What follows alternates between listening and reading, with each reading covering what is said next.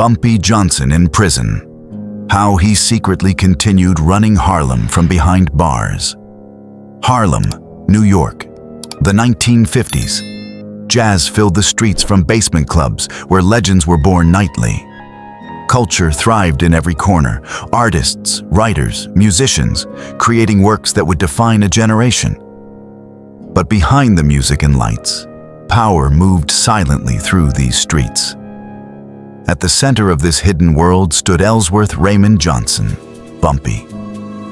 He was Harlem's most feared and respected gangster. A figure who had built an empire on strategy, loyalty, and an understanding of power that few men ever achieve. For 2 decades, Bumpy had been the invisible hand guiding Harlem's underground economy. But in the early 1950s, Bumpy faced a challenge he couldn't fight through. Prison. Federal authorities, tired of watching this black kingpin operate with near impunity, finally assembled enough evidence to lock him away. They believed separating him from his empire would cause it to crumble, that without his physical presence, his organization would descend into chaos. They were dead wrong. The rise of a kingpin. Born on October 31st, 1905, in Charleston, South Carolina, Ellsworth Johnson entered a world offering Black Americans little hope. The South was a place of rigid segregation and violence, designed to keep Black people subjugated. But even as a child, Bumpy, nicknamed for a bump on his head, was different. Teachers noted his sharp intelligence. Friends remembered his fearlessness. As a teenager, Bumpy joined the Great Migration North, arriving in Harlem in the early 1920s. He found a neighborhood in transformation, the Harlem Renaissance in full bloom, with writers like Langston Hughes and musicians revolutionizing jazz. But beneath the cultural flowering existed another world: underground gambling, bootlegging, prostitution, and territorial violence. The legitimate economy offered limited opportunities, but the illegal economy offered something different: the chance to build real power. Bumpy entered this world as muscle for hire, but he watched and learned, understanding that success required more than violence. It required intelligence, strategy, and the ability to build relationships. By the early 1930s, Bumpy found his niche in the numbers game, an illegal lottery that was Harlem's economic lifeblood. Every day, tens of thousands placed small bets on 3-digit numbers. The system generated enormous profits, and Bumpy was determined to reach the top. What distinguished Bumpy was his approach. Where others relied primarily on violence, Bumpy understood that brute force alone was unsustainable. Yes, he was willing to use violence. His reputation for swift retribution became well known. But he also valued negotiation, creating alliances, being someone whose word meant something. This proved crucial in navigating his relationship with the Italian mafia. In the 1930s and 40s, the mafia typically treated Black criminals as subordinates. Many accepted this arrangement. Bumpy refused. Through demonstrated competence and force of personality, he established himself as an equal partner with powerful mobsters like Charles "Lucky" Luciano, who recognized Bumpy's rare combination of intelligence, discipline, and authority. Their partnership was mutually beneficial. Luciano wanted stability in Harlem. Bumpy wanted recognition as an equal. Throughout the 1940s, while other neighborhoods experienced violent gang wars, Harlem remained relatively stable, due largely to Bumpy's leadership. By the mid-1940s, Bumpy had become Harlem's de facto kingpin. His control over the numbers game was nearly absolute. His organization employed hundreds directly and influenced thousands more. He had connections at every level of society, from street criminals to politicians. What made Bumpy truly unique was how he exercised power. yes, he was ruthless when necessary. Stories circulated of men who crossed him and were found beaten or disappeared. But Bumpy also operated according to a code. He protected the community from outside threats, donated to churches, helped people in genuine need. He forbade drug dealing, preying on churches, or harming children. This combination of fear and respect gave Bumpy authority that pure violence could never achieve. By 1950, he was more than Harlem's most powerful gangster. He was an institution, woven so deeply into the fabric of Harlem life that removing him seemed impossible. But empires are always vulnerable, and for Bumpy, that vulnerability came from the federal government. The conviction. Despite his power, Bumpy wasn't invisible to law enforcement. He'd been arrested multiple times, but always beat the charges or served short sentences. By the early 1950s, however, federal authorities decided he'd operated with impunity too long. They built a meticulous case. Conspiracy, running an illegal gambling operation, tax evasion, charges carrying serious prison time. The trial was brief, the verdict inevitable. Guilty on multiple counts. When the judge pronounced sentence, years in federal prison, far from New York, Bumpy accepted it with characteristic composure, already planning how to maintain his empire from behind bars. Federal authorities were jubilant, predicting his organization would collapse. They monitored Harlem closely, watching for the criminal civil war they were certain would erupt. But the collapse never came. Days, weeks, months passed, and Harlem's criminal underworld continued functioning smoothly. Numbers operations ran on time. Disputes were settled without major violence. Territories remained stable. The question haunting investigators was simple but profound. How? What law enforcement failed to understand was that Bumpy's power had never been solely about physical presence. It was about systems he'd created, relationships he'd built, loyalty he'd cultivated, and strategic thinking that had prepared him for every contingency, including this one. Ruling from behind bars prison is designed to isolate, to break connections between criminals and their enterprises. Federal prisons in the 1950s took this seriously. Censored mail, supervised visits, rare monitored phone calls. For most prisoners, this isolation was effective. But Bumpy Johnson was not most prisoners. From the moment he entered custody, he implemented a plan developed long before conviction. The first crucial element was communication. Bumpy needed to send orders and receive reports, but couldn't write obvious instructions that censors would catch. So he developed sophisticated coded communication. Letters that seemed completely innocent but contained embedded instructions. A question about a cousin's health might ask about a numbers operation status. A request about church donations could be an instruction to pay protection money. Recipients, trusted lieutenants, family members, longtime associates, understood the code. They'd spent years working with Bumpy, learning his thinking, and could interpret his careful language. This required absolute trust.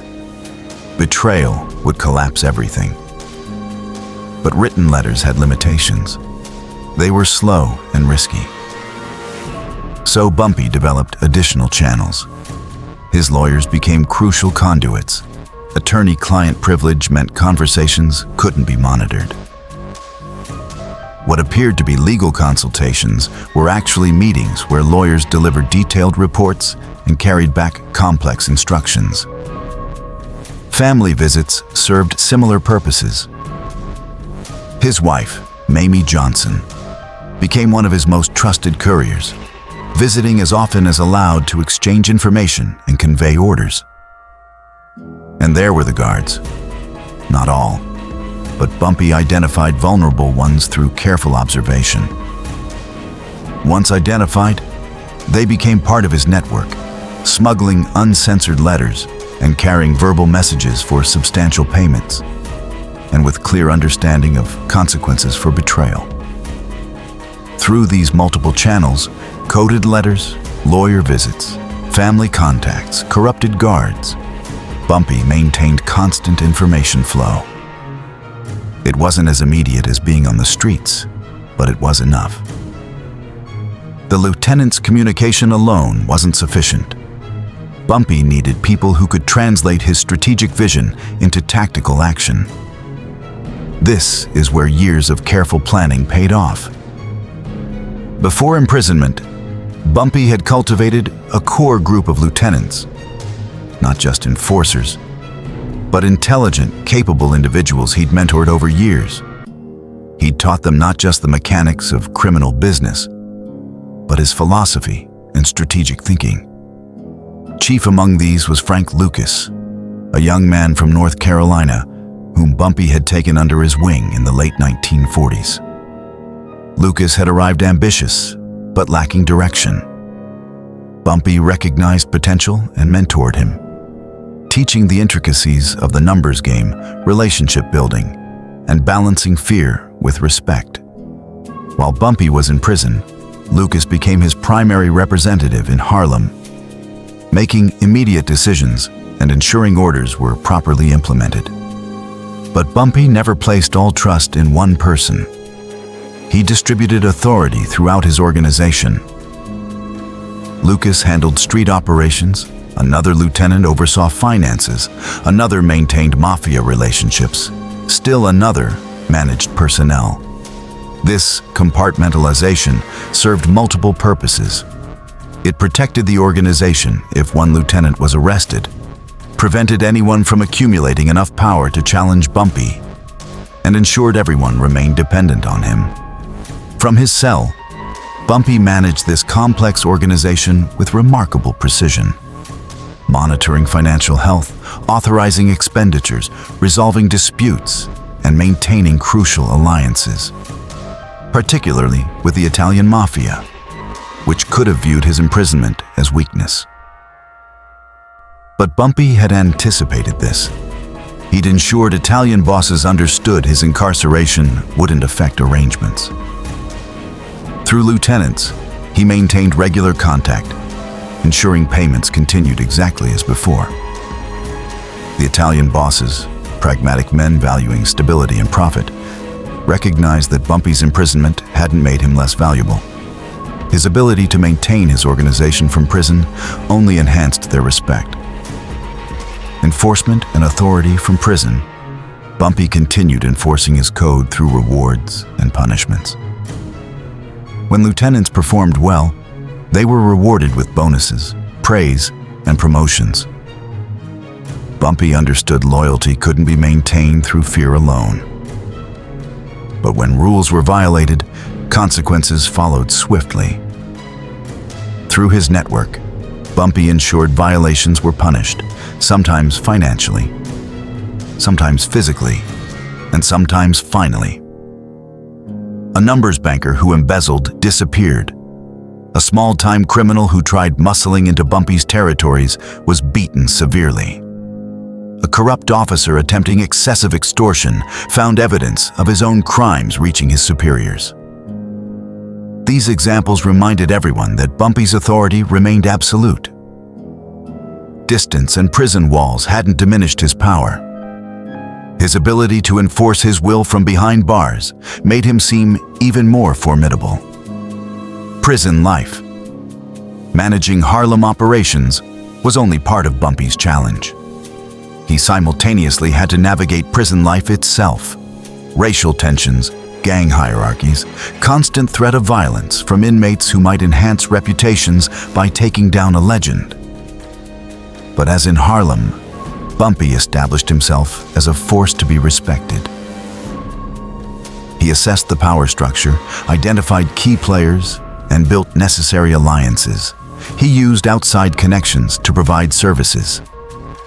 His organization could handle problems for other inmates' families, deliver money to loved ones, arrange retribution. These services earned allies and respect.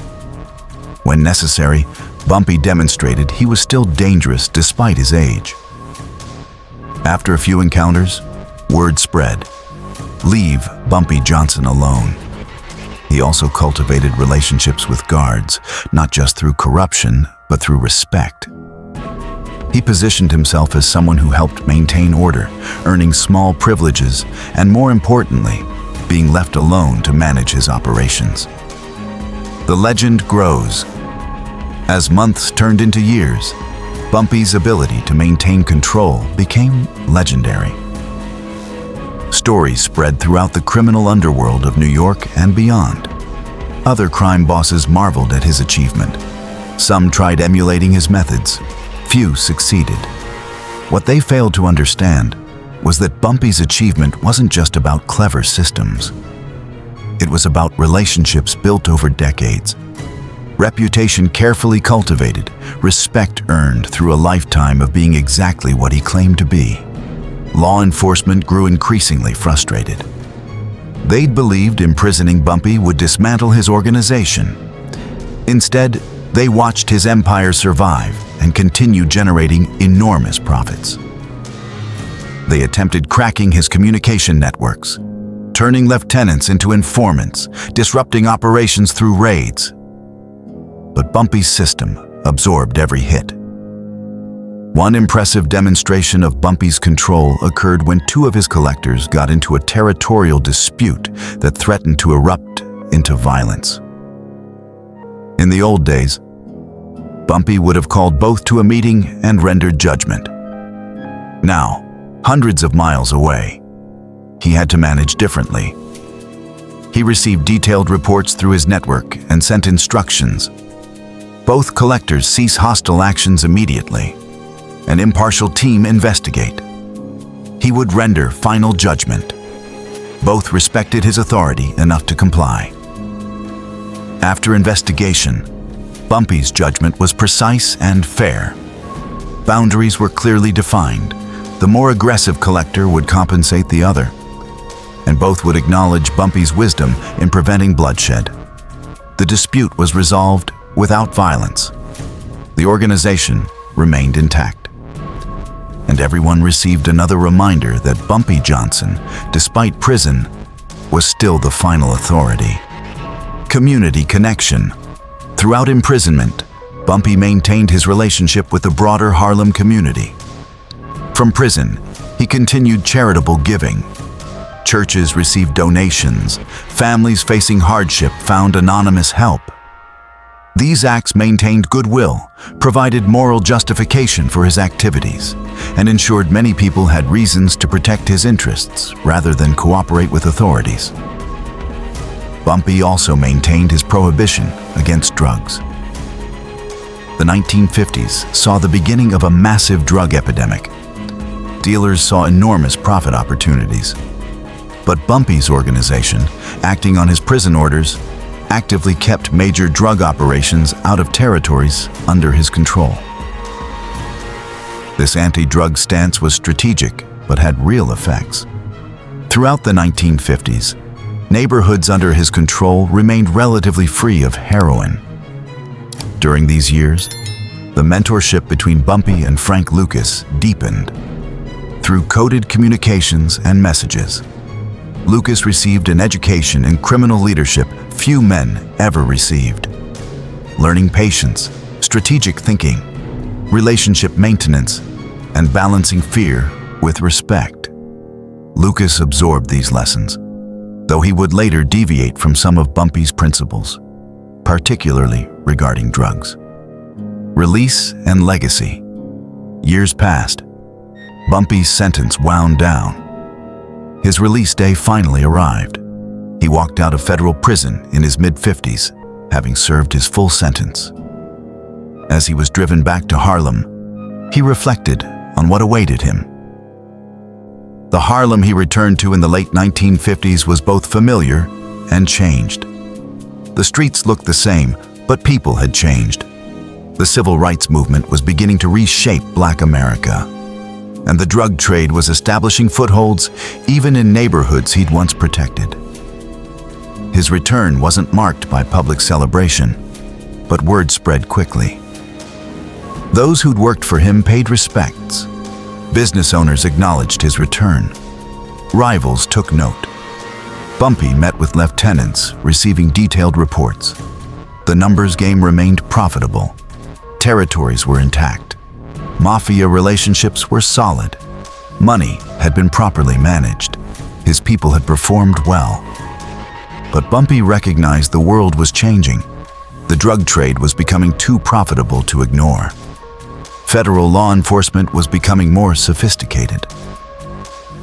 Young men like Frank Lucas were eager to build their own empires using different methods. In the years following release, Bumpy gradually stepped back from day-to-day operations. He remained the ultimate authority, the elder statesman whose word carried absolute weight. But he delegated more, positioning himself as advisor and strategist rather than active operator. This was strategic. Bumpy understood he was aging, that continued direct involvement would likely lead to another arrest, and that the future belonged to the next generation. His relationship with Frank Lucas continued, though Bumpy grew concerned about Lucas's interest in drugs. They had conversations, arguments, about whether heroin profits justified community damage. Bumpy argued against it. Lucas, seeing massive money, was less convinced. This disagreement led to a partial rupture, though Lucas always maintained enormous respect for Bumpy. The 1960s brought enormous changes to Harlem and Black America. The civil rights movement challenged racial structures. Young activists demanded power and self-determination. The drug epidemic took hold. Bumpy watched these changes with wisdom of age and experience, understanding that his world was giving way to something different. Throughout this period, Bumpy remained a figure of enormous influence and respect. Now in his 60s, old by criminal world standards, his reputation remained intact, enhanced by legendary stories of ruling Harlem from prison. Young criminals sought his advice. Older community members greeted him with respect. Police maintained surveillance, but also wary respect for a man who'd outsmarted them so completely.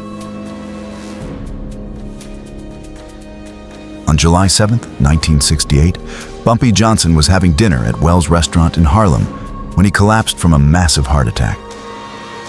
By the time medical help arrived, there was nothing to be done.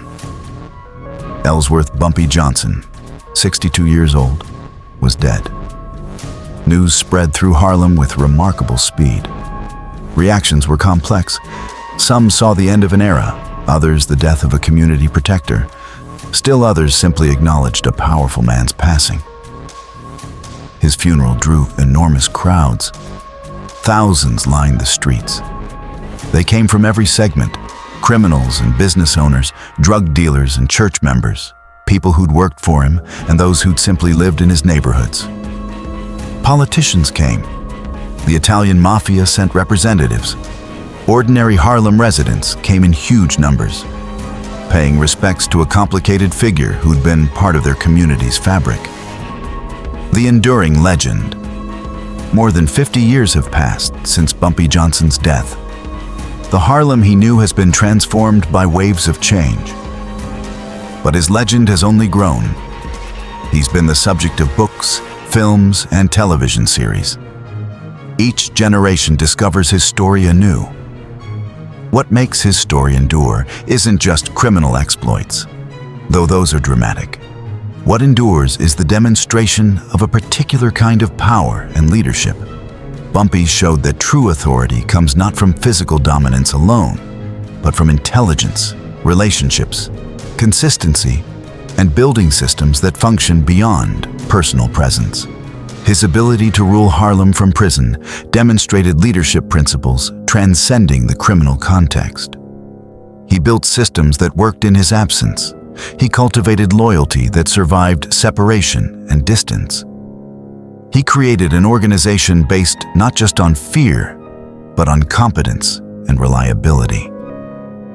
He understood that power maintained through relationships and demonstrated capability was more durable than power maintained through violence alone. The story of how Bumpy Johnson ran Harlem from prison is ultimately about the nature of leadership and power. It teaches that power isn't simply about physical presence or direct control. True power lies in systems you create, relationships you build, respect you earn, reputation you cultivate. It resides in being exactly what you claim to be, maintaining standards even when circumstances make it difficult. Bumpy Johnson understood these principles better than most. When prison walls rose between him and his kingdom, he simply adapted, finding new methods to exercise power, creating communication channels that allowed continued leadership despite physical separation. He proved that true authority cannot be easily contained, that leadership based on genuine capability and earned respect transcends limitations of geography and situation. His legacy extends beyond criminal accomplishments. He demonstrated organizational principles remaining relevant in any field. The importance of systems functioning without constant oversight. The value of cultivating capable deputies. The necessity of maintaining standards that give organizations identity. The power of combining fear with respect, authority with service. Bumpy Johnson was many things. A criminal profiting from illegal enterprises. A protector shielding his community from threats. A strategist thinking moves ahead. A leader inspiring fierce loyalty. He caused harm through criminal activities, but also provided services legitimate authorities often failed to deliver. He operated outside the law, but according to codes, many in his community understood and respected.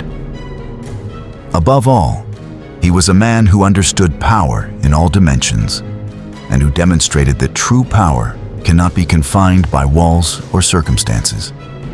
He showed that authority properly established, loyalty properly cultivated, and systems properly designed can function across any distance, survive any separation, endure any obstacle. From a prison cell hundreds of miles from Harlem, separated from his empire by walls and guards, Bumpy Johnson continued to rule. He sent orders through coded letters. He resolved disputes through trusted intermediaries. He maintained authority through reputation built over decades. And he proved, beyond doubt, that he was exactly what the streets called him, a kingpin, a legend, a force that imprisonment could contain physically but never truly confine.